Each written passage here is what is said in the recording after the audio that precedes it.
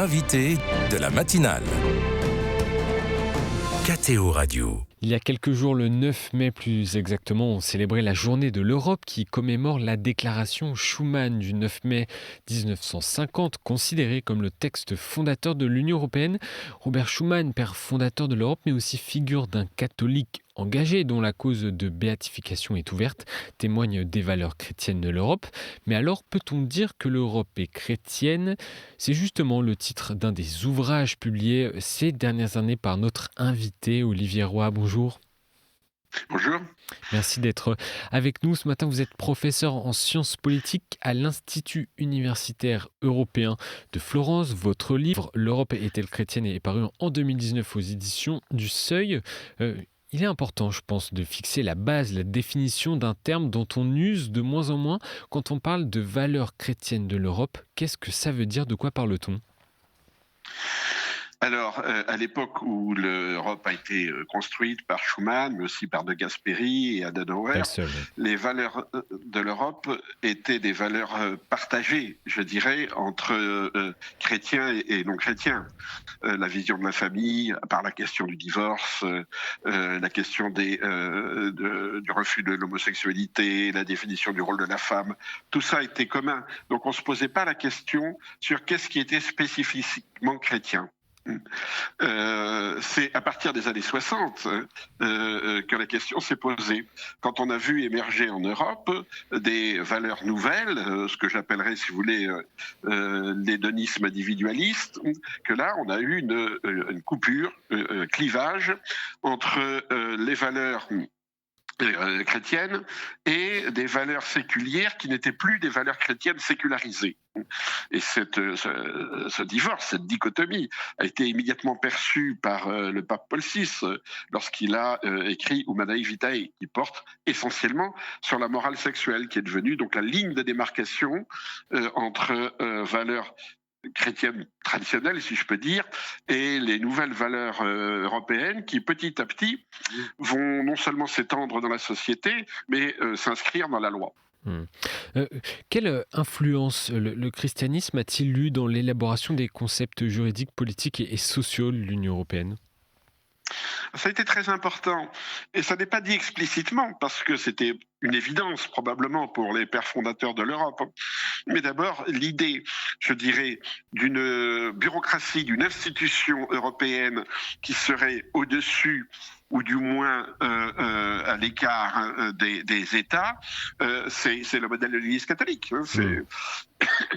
Puisque l'Église catholique n'a jamais pu s'imposer contre l'empereur, elle a néanmoins mis en place une institution qui était profondément européenne, avec une langue commune, avec une indifférence à l'origine nationale des clercs qui faisaient tourner l'institution, et avec une vision, disons, je dirais pas d'une culture, mais enfin d'une universalité qui à l'époque s'appliquait essentiellement à l'Europe. On est passé au monde entier un peu plus tard. Donc je dirais la Bruxelles a été conçue un petit peu comme une version séculière d'une église avec son droit, avec ses normes et avec sa prétention supraterritoriale. Et qu'est-ce qu'il en reste aujourd'hui ? Alors, le problème des valeurs, c'est qu'on ne sait plus très bien comment définir les valeurs de l'Union européenne. Parce que le monde européen, la société européenne, les sociétés européennes sont très divisées sur la question des valeurs.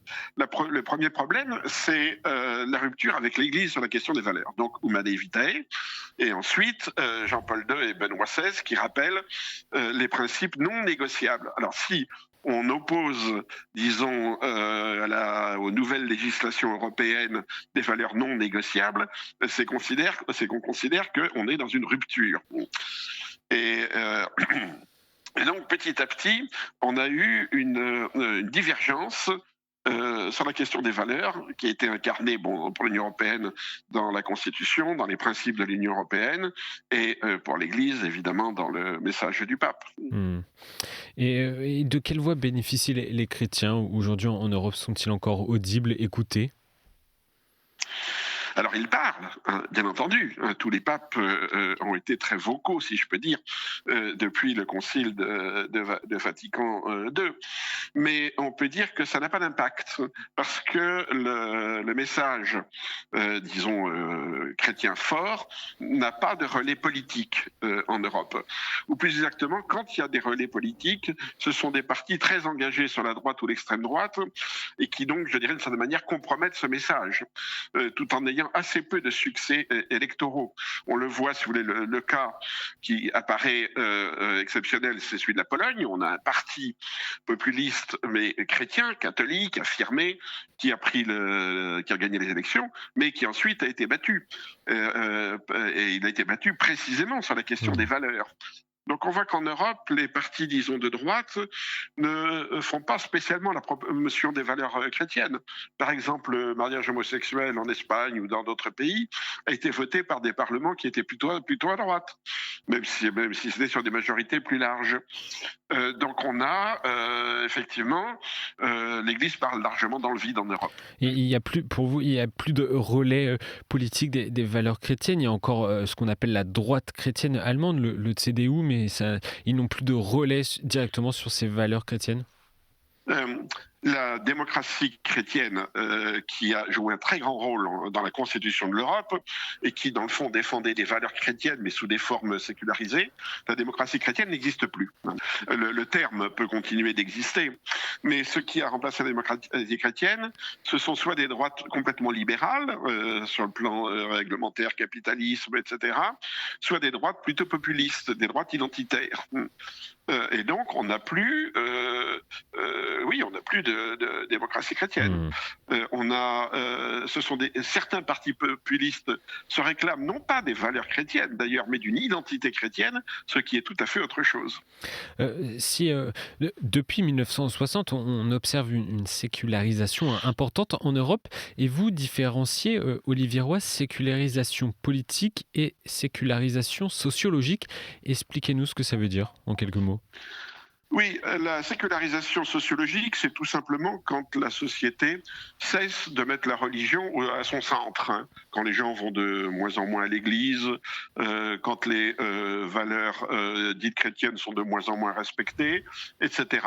Et ça ne veut pas dire que les gens cessent de se dire chrétiens, mais simplement que ça cesse d'être pertinent.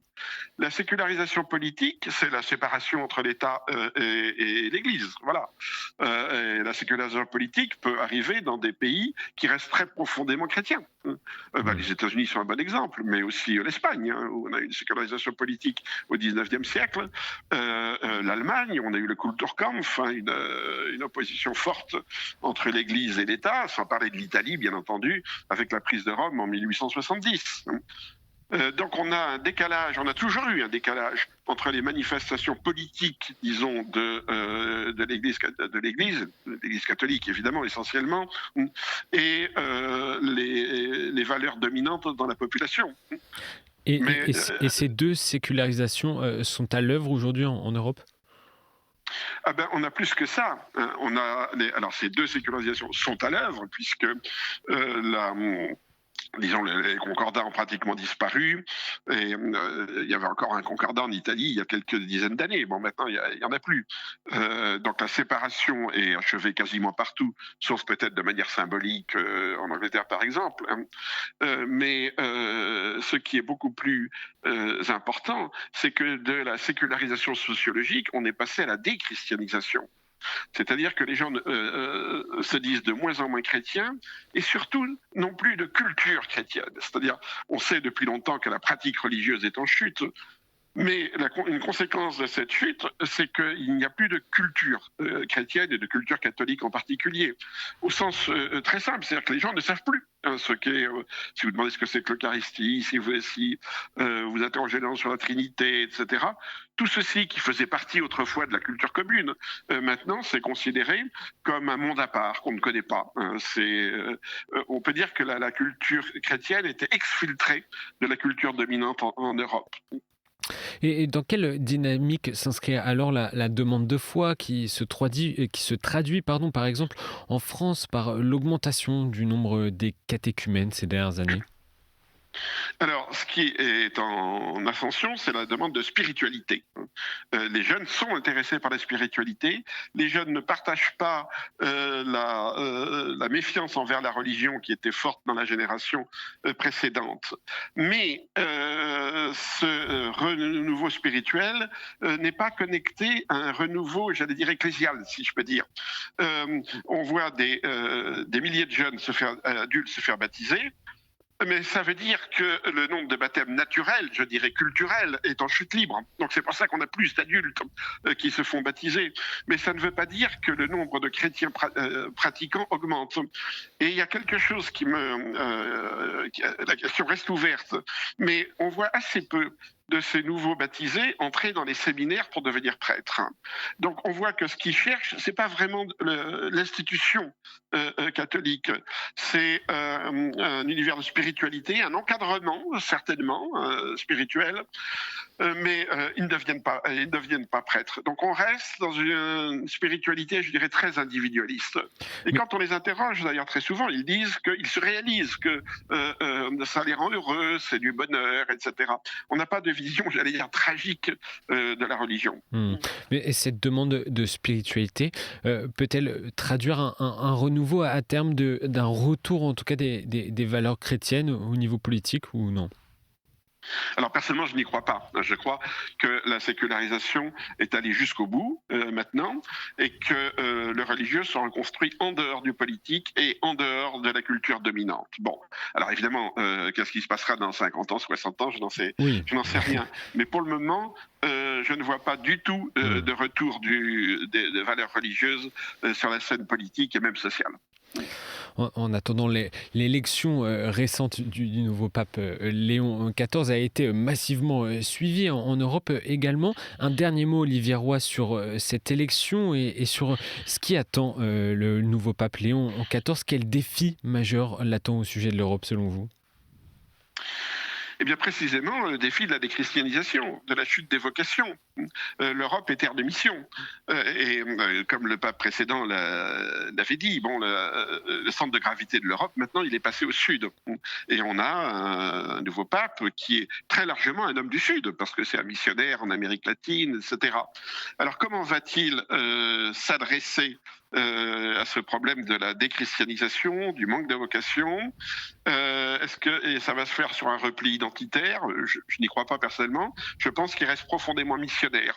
Et il lui reste donc à trouver le message pour canaliser les nouvelles demandes de spiritualité vers une église qui reste une institution.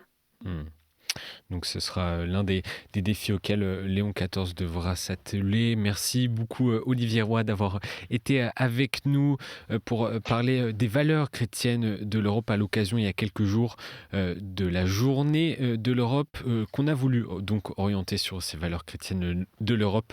Je cite votre avant-dernier livre sur le sujet, L'Europe est-elle chrétienne, aux éditions du Seuil. Encore merci d'avoir été avec nous ce matin.